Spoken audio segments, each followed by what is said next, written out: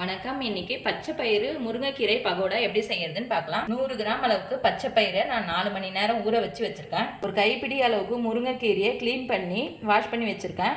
ஒரு பெரிய வெங்காயம் நீல வாக்கில் கட் பண்ணது, 1/2 டீஸ்பூன் அளவுக்கு சோம்பு, 1/2 டீஸ்பூன் அளவுக்கு மிளகாய்த்தூள். நீங்கள் மிளகாய்த்தூளுக்கு பதிலாக பச்சை மிளகாய் கூட சேர்த்துக்கலாம்.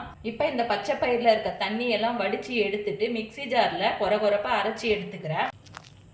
இந்த அளவுக்கு கொஞ்சம் கொரகொரப்பாகவே அரைச்சி எடுத்துக்கோங்க. இதை நான் ஒரு பாத்திரத்துக்கு மாற்றிக்கிறேன். தேவையான அளவுக்கு சால்ட்டு சேர்த்துக்கிறேன்.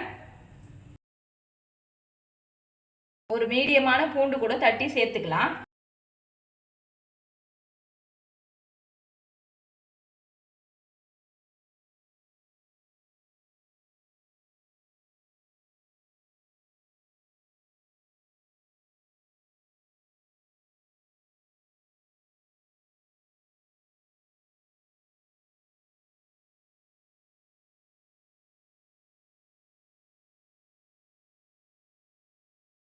இப்போ மாவு நல்லா கலந்தாச்சு.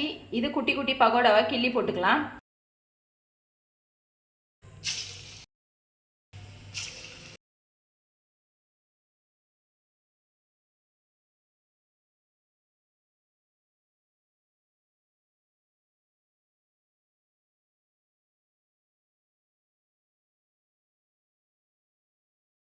இந்த அளவுக்கு கிறிஸ்பியான பிறகு இப்போ எடுத்துடுறேன்.